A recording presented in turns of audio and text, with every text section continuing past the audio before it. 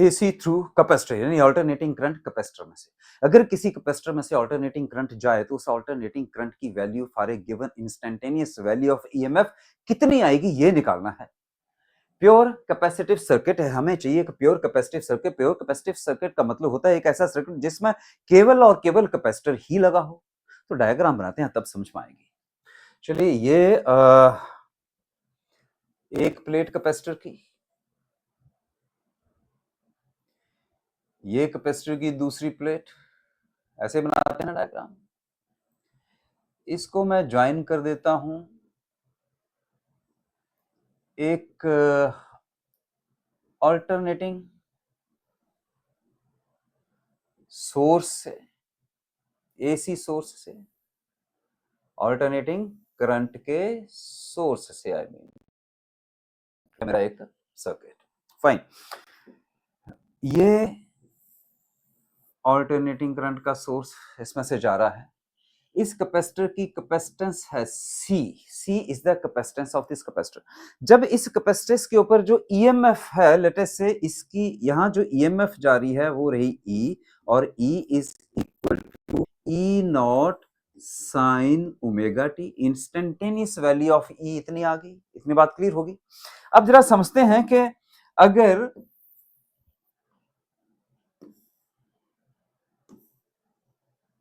यहां रख देता हूं, अगर ये जो अल्टरनेटिंग करंट यहां से जाएगा वो अगर इधर जा रहा है, यहां से जा रहा है, इस डायरेक्शन में जा रहा है, तो इन दोनों प्लेट्स के ऊपर वो पॉजिटिव या positive and negative charges create करेगा।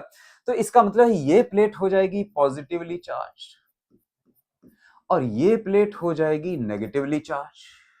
अगर ये क्यू चार्ज है तो इधर हो गया माइनस क्यू चार्ज। इतनी बात क्लियर होगी। यहां प्लस क्यू चार्ज है तो इधर हो गया माइनस क्यू चार्ज इस पूरी डायग्राम में। फाइन, जरा देखें इस कैपेसिटर के अक्रॉस पोटेंशियल डिफरेंस कितना होगा। पोटेंशियल डिफरेंस कैपेसिटर के अगेंस्ट होता है V is equal to Q upon C. Potential difference across the capacitor होता है V is equal to Q upon C. अगर मैं इसको भी हटा दूं और केवल इसके ऊपर किरचॉफ्स लॉ लगाऊं तब भी निकाला जा सकता है। चलिए देखिए, इतनी बात समझ में आ गई ना, potential difference is Q upon सी।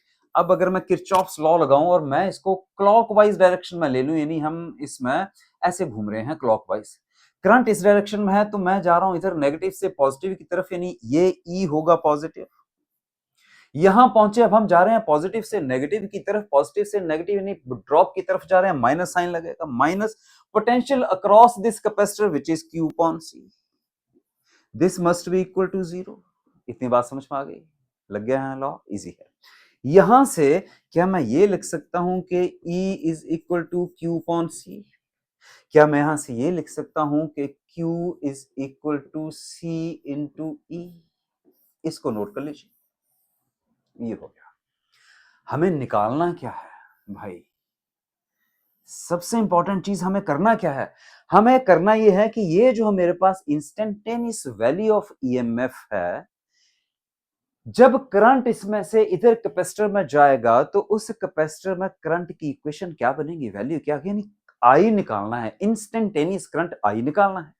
तो इंस्टेंटेनियस करंट आई कैसे निकालते हैं? I is equal to d Q by d t, ऐसे तो निकालते हैं। क्यू की वैल्यू मेरे को मालूम है, क्यू की जगह क्यू की वैल्यू रख दो तो मेरे पास आई बन गया D by d T of D by d T of क्या हुआ, क्यू, सीई। तो ये हो गया CE. This implies I is equal to d upon dt of C, और E की जगह हम ये E की वैल्यू रख देते हैं तो वो हो गई E naught sine omega T. हो गया जी बात। इसको हम अब डेरिवेटिव निकाल लेते हैं। तो derivative this implies I is equal to, भाई कैपेसिटेंस कांस्टेंट है, peak value of EMF fixed है, कांस्टेंट है, साइन ओमेगा टी बचा, साइन ओमेगा टी की हो गया कॉस ओमेगा टी, और ओमेगा टी का डेरिवेटिव हो गया ओमेगा। बोलो यहां तक सही है? क्लियर हो गया? ओके, थोड़ा रीअरेंज कर देता हूं इसको। तो मैं ऐसे लिख सकता हूं I is equal to, omega को मैं इधर ले आता हूं, omega C E naught cos omega t. यहां तक बात ठीक है? ओके, अब जरा ध्यान इधर देना है। देखो, ये साइन फंक्शन है और ये कॉस फंक्शन आ रहा है। ये दोनों को मैं सेम लाना है, या तो दोनों को कॉस के फंक्शन में लाऊं या दोनों को साइन के फंक्शन में लाऊं। मैं पहले इसको बदलता हूं साइन में, इस कॉस ओमेगा टी को साइन में बदलते हैं। कॉस ओमेगा टी को साइन में बदलना हो तो आपको मालूम होगा कि cos theta is equal to sine 90 minus theta, यही वैल्यू होती है ट्रिग्नोमेट्री की। लेकिन लेकिन cos theta is also equal to sine 90 plus theta. भाई अब इसमें से कौन सी वैल्यू लें? दोनों में से कौन सी वैल्यू लेनी है? इसके लिए थोड़ा सा और बारीकी, बहुत आराम से समझना, बहुत कंसेप्ट दे रहा हूं ताकि भूले ना। cos ओमेगा टी बदलना है ना मुझे, तो मैं थीटा की जगह ओमेगा टी लिखता हूं। आइए देखते हैं। पहले केस में cos ओमेगा टी कितना हो जाएगा जी? Sine 90 minus omega t. Theta की जगह क्या रख दिया मैंने? Omega T.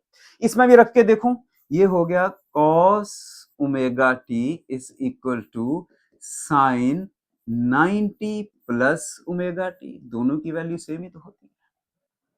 सर बात तो वहीं आ गई। अब ये बताओ कि इन दोनों में से कौन सा लेना है? ये लेना है, ये लेना है? तो दिमाग में हमेशा, पहले भी मैंने आपसे बात की थी, ओमेगा टी पॉजिटिव रहना चाहिए। ओमेगा टी की वैल्यू हमेशा कैसी होती है? पॉजिटिव। ओमेगा टी की वैल्यू कैसी होती है? पॉजिटिव। तो इसमें पॉजिटिव किसमें है? इसमें तो माइनस है, माइनस ओमेगा टी। तो ये चाहिए हमें पॉजिटिव। ये माइनस वाला भी अगर हम ले सकते थे, अगर यहां मेरे पास पहले से कोई माइनस साइन होता तो माइनस और माइनस मिलकर इसको प्लस कर देते, लेकिन वो तो है नहीं। हमें चाहिए ओमेगा टी पॉजिटिव, तो हम लेंगे इस वैल्यू को। इस वैल्यू को थोड़ा और ऐसे लिख सकता हूं क्या? cos omega T is equal to sine omega T plus pi by two. Pi by two is 90 degree. मैंने ओमेगा टी पहले ले आया, 90 डिग्री बाद में कर दिया, omega T plus pi by two. इतनी बात चीज है।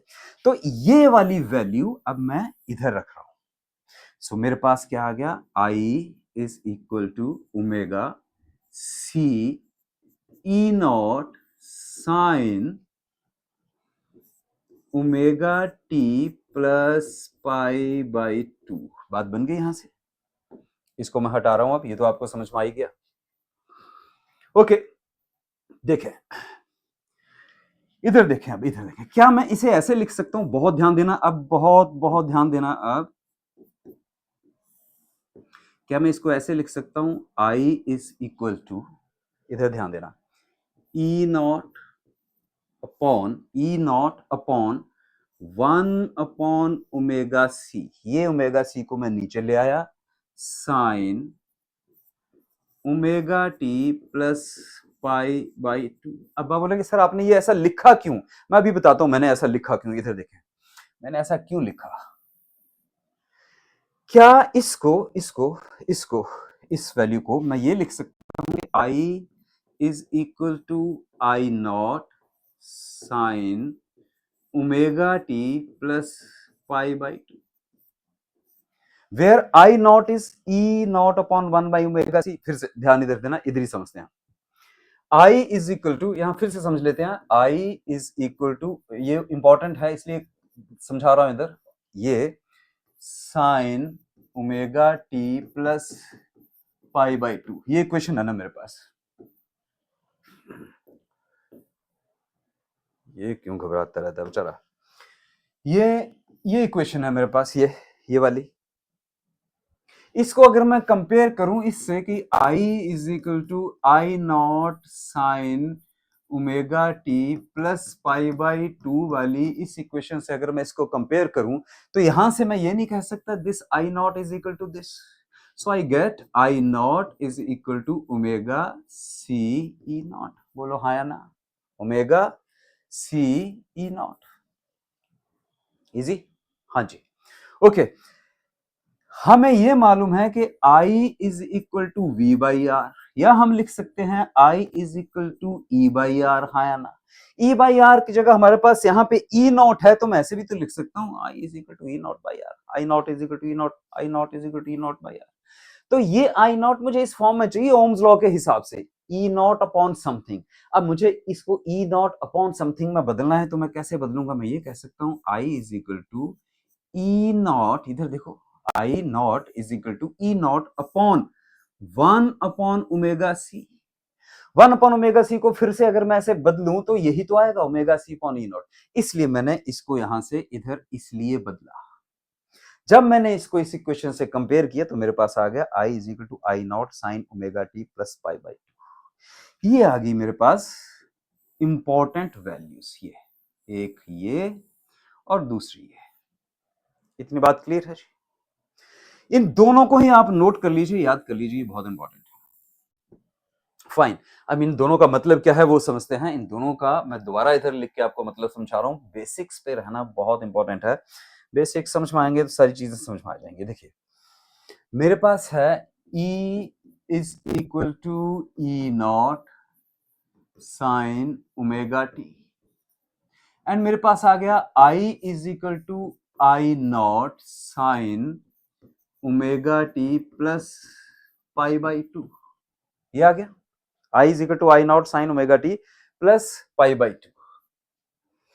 यही तो निकालना था मुझे ये निकालना था कि आई की वैल्यू जब इंस्टेंटेनियस वैल्यू ई की E is equal to E naught sine omega T होगी तो आई की वैल्यू कितनी आएगी कैपेसिटर में, तो आई की value I is equal to I naught sine omega T plus pi by two. Clear हो गया इतना? अब दोनों को ध्यान से समझते हैं, इधर ध्यान से देखते हैं जरा। देखें आई की वैल्यू ई की वैल्यू से pi by two leading, current is leading by pi by two, then the potential current is leading. तो मैं ये कह सकता हूं क्या, जरा ध्यान से देखना, current leads the potential, current leads the potential by pi by two, by phase of pi by two. So मैं यहां लिख देता हूं यार, current leads the potential by a phase of pi by two radian और 90। ये बात समझ में आई? कैपेसिटर में याद रखना, कैपेसिटर में current leads the potential by pi by two radian capacitor में। या मैं इसको ऐसे भी तो लिख सकता हूं कि potential lags behind by a phase of pi by two radian then current. किसमें किसमें किसमें कैपेसिटर में, किसमें कैपेसिटर में, किसमें कैपेसिटर में, कैपेसिटर की बात कर रहे हैं। कैपेसिटर में करंट लीड करता है, इतनी ये कंक्लूजन आ गया हमारे पास, इतनी ही डेरिवेशन है। अब हमने करना है फेज डायग्राम और कुछ चीजें और इंपॉर्टेंट यहां पे समझनी है।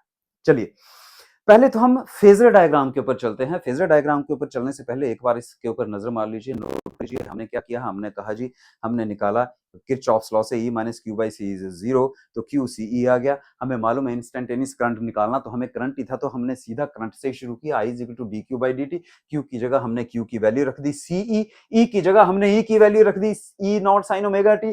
डेरिवेटिव कर दिया, सी बाहर आ गया, ई नॉट बाहर आ गया, कॉस साइन ओमेगा आ गया, कॉस ओमेगा टी का डेरिवेटिव ओमेगा।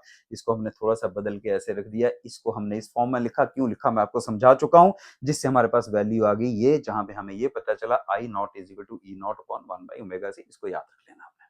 सो चले थे हम यहां से और यहां पहुंचना था, ये निकालना था I is equal to I naught sine omega T plus pi by two. ये इसका फार्मूला है, यानी जब भी ईएमएफ अगर E is equal to E naught sine omega T होगी कैपेसिटर में है, तो current sine omega T plus pi by two होगा, यानी current leads by a phase of pi by two radian या बाय 90 डिग्री एंगल से current lead कर रहा है। या हम ये कह सकते हैं कि पोटेंशियल पीछे रह रहा है 90 बाई टू, पोटेंशियल करंट से पीछे रह रहा है पाई by two radian phase difference. इतनी बात समझ में आ गई?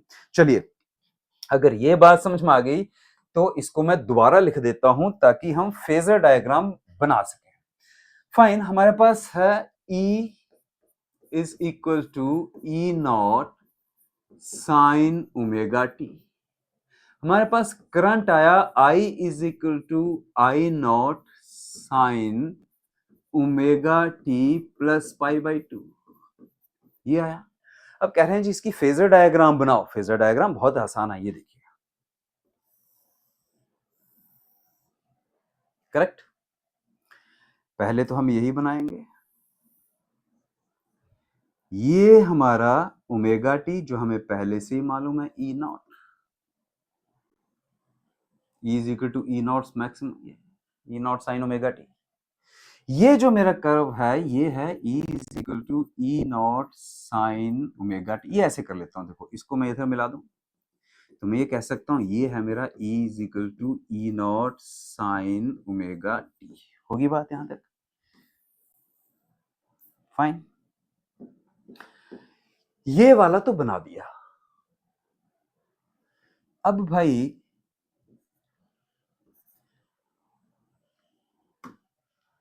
I is equal to I naught sine omega T pi by 2 बनाना है, तो करंट भी यही है, E भी इस तरफ को है। जरा ध्यान से देखो, पाई बाई 2 प्लस है, लीडिंग बाई पाई बाई 2, इससे पाई बाई 2 पहले, इससे पाई बाई 2, इससे पाई बाई 2 लीड पहले, तो इस कर्व के ऊपर एक पाई बाई 2 की कर्व बना दो 90 डिग्री। ये लो, ये बन गया हमारा I naught. This is I naught. इसको अगर मैं इधर मिला दूं, इसको मैं इधर मिला दूं, ये हो गया मेरा आई, ये हो गया आई नॉट, ये हो गया मेरा ई, ये हो गया ई नॉट। अब इधर इधर ध्यान देना, इधर ध्यान देना, बड़े ध्यान से देना। ये एंगल 90 डिग्री है, ये सारा का सारा एंगल 90 डिग्री है, पाई बाय 2 90 बना।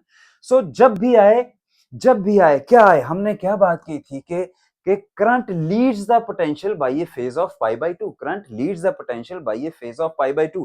जब लीड कर रहा है मतलब पहले तो ये तो इसको इस तरफ बनाएंगे पहले, ये रहा इसके, ये होगी हमारी फेजर डायग्राम। यहां तक ठीक है।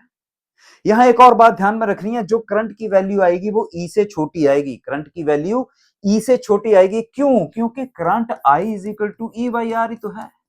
यहां आपने पढ़ रखा है वी बाई आर, ई हो या वी, ईएमएफ हो या पोटेंशियल, इसको जब आर से या रेजिस्टेंस जैसी किसी चीज से डिवाइड करेंगे तो करंट की वैल्यू छोटी आएगी ना, इसलिए करंट की वैल्यू छोटी इधर ई से नीचे ही रखनी है।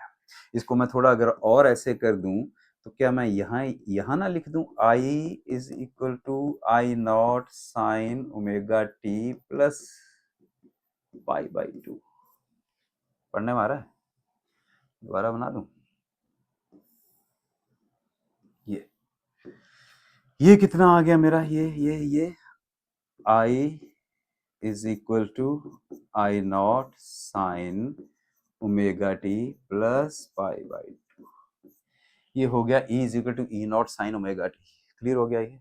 अब बनी हमारी वेवर डायग्राम। वेव डायग्राम बनाते हैं, आइए देखते हैं वेव डायग्राम। वेव डायग्राम फिर वहीं से शुरू करेंगे, यहीं से शुरू करेंगे वेव डायग्राम। ये देखिए, इधर टाइम, ये 0, ये रहा E या I। इस इक्वेशन में put t is equal to 0। 0 से शुरू करते हैं, टाइम 0, टाइम 0।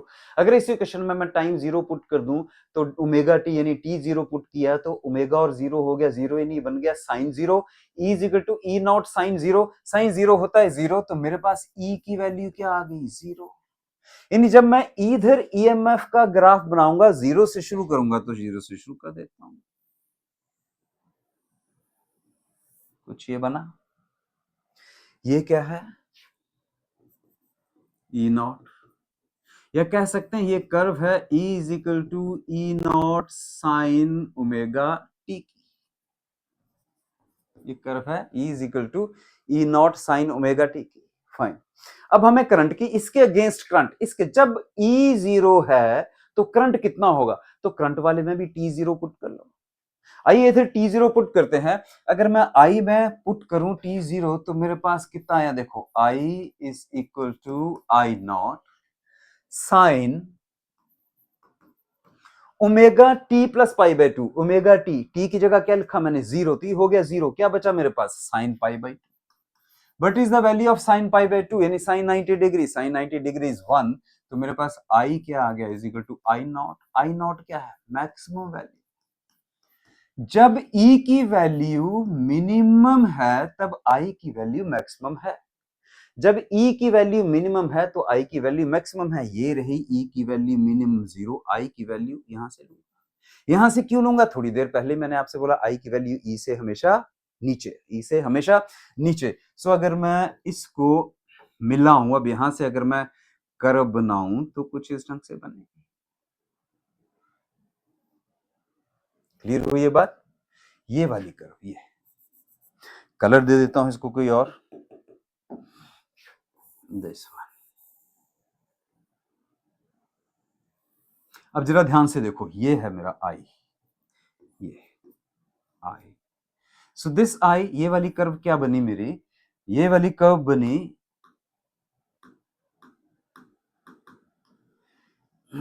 ओके ये रहा आई, ये फिर से ध्यान से देखो, जब जब ई जीरो है तो आई मैक्सिमम पे है, जब आई जीरो है, इधर से आया तो आई जीरो हो गया, तो देखो ई मैक्सिमम हो गया। Getting same thing is you are getting here. So ये मेरी कर्व हो गई, I is equal to I naught sine omega t, sine omega T plus pi by 2। ये हो गई हमारी diagram, wave diagram. This is phase diagram, this is wave diagram. जब E maximum है तो आई मिनिमम है, तो हम लिख सकते हैं इधर इधर के व्हेन ई इज मिनिमम, जब ई मिनिमम है तो आई इज मैक्सिमम, सो आई अपनी पीक वैल्यू पे गया। And vice versa, vice versa मतलब व्हेन ई इज मैक्सिमम, ये रही ई की मैक्सिमम वैल्यू, जब ई की मैक्सिमम वैल्यू है तो इसके अगेंस्ट देखो आई की वैल्यू, ये ग्राफ आई वाला minimum, then I becomes minimum. Is it okay? So ये रहा कंसेप्ट आपके पास फेजर डायग्राम का, वेव डायग्राम का और इसकी सारी डेरिवेशन का। अब इस डेरिवेशन का एक और इंपॉर्टेंट पॉइंट है, वो मैंने आप तक लेके आना है, वो आपके लिए इस चीज को याद रख लो, I is equal to E naught upon 1 by omega C sine omega T plus pi by 2। आइए समझते हैं। हम अब बात करेंगे कैपेसिटिव रिएक्टेंस की। ये जो मैंने आपको वैल्यू दी कि I is equal to E naught upon 1 by omega C sine omega T plus pi by 2। यहां से मैंने कहा इसको कंपेयर करके मेरे पास I naught sine omega T plus pi by 2 ये आया था। यहां से मुझे क्या पता लगा था कि I naught is equal to E naught upon 1 by omega C, यही है 1 by omega C, I naught is equal to this much, यही था। यहां क्या देखिए मेरे पास क्या था, मेरे पास है, हम जानते हैं कि I is equal to V by R होता है। ई की फॉर्म में लिखना तो ई बाई आर लिख लो, ई नॉट की फॉर्म में लिखना तो ई नॉट बाई आर लिख लो। Is it okay? सो यहां से अगर मैं देखूं तो क्या मैं इसे ऐसे लिख सकता हूं, this is E naught by R, similar to R, E naught by R. लेकिन आर नहीं लिखूंगा मैं इसको लिखूंगा एक अलग से सिंबल, अलग से नाम दूंगा, वो है X and C, capacitive reactance. अब इन दोनों को अगर मैंने क्या कहा, आर की जगह, आर तो नहीं है ये लेकिन रेजिस्टेंस जैसा कुछ है ये, उसको हमने दे दिया कैपेसिटर का एक्स सी, कैपेसिटिव रिएक्टेंस। अगर मैं यहां से देखूं तो मेरे पास आ रहा है ना X C is equal to 1 by omega C, देखो यार आ रहा है कि नहीं आ रहा है, X C is equal to 1 by omega C. Okay, अगर X C is equal to 1 by omega C है तो मैं ये लिख सकता हूं X C is equal to 1 upon, देखो भाई ओमेगा क्या होता है 2 pi nu, nu is the frequency. अगर फ्रीक्वेंसी न्यू है तो ओमेगा की जगह मैं 2 पाई न्यू लिख दूं तो मेरे पास आ गया 2 पाई न्यू इंटू सी। यहां से मेरे पास क्या आ गया, एक्स सी इज, भाई 2 पाई कांस्टेंट है, कैपेसिटर की कांस्टेंट है, न्यू ही बचा, this is inversely proportional to frequency. ये आ गया कंक्लूजन। डेफिनेशन क्या होगी, अब जरा ये देखो, आई नॉट, इधर से डेफिनेशन देख लो, इधर से डेफिनेशन देख लो, मेरे पास क्या आ रहा है, I naught is equal to E naught upon X C, यानी एक्स सी, ये कैपेसिटिव रिएक्टेंस की डेफिनेशन क्या है, कैपेसिटिव रिएक्टेंस अगर ऐसी चीज है जो करंट की वैल्यू को रोक रही है, इनवर्सली रोक रही है, तो यही डेफिनेशन है रेजिस्टेंस की तरह। The opposing nature of capacitor to the flow of alternating current. Capacitor की वो अपोजिंग नेचर जिससे वो ऑल्टरनेटिंग करंट यानी एसी करंट के फ्लो को अपोज करता है, उस नेचर को हम कहते हैं capacitive reactance. So the opposing nature of capacitor to the flow of alternating current is called capacitive reactance. So अलग से अगर आए कैपेसिटिव रिएक्टेंस तो ऐसे कर देना, इधर शुरू कर देना, इधर पहुंचाना, it is inversely proportional to the frequency. Frequency बढ़ेगी तो कैपेसिटिव रिएक्टेंस कम हो जाएगी, फ्रीक्वेंसी कम हो जाएगी तो कैपेसिटिव रिएक्टेंस बढ़ जाएगी। आई थिंक चीजें आपको बहुत क्लियर हो गई हैं। सो ये रही आपके पास डेरिवेशन, कैपेसिटिव रिएक्टेंस कैसे करना है वो, या फिर हमने AC alternating current through capacitor उसमें से मैं आई की वैल्यू कैसे निकालते हैं वो, उसमें सबसे ज्यादा इंपॉर्टेंट है हमें ध्यान में रहे इसकी फेजर डायग्राम और इसकी वेव डायग्राम। आई थिंक अब तो बहुत आसान हो गया होगा, 2-3 बार सुन लीजिएगा तो और आसान हो जाएगा। जय हिंद।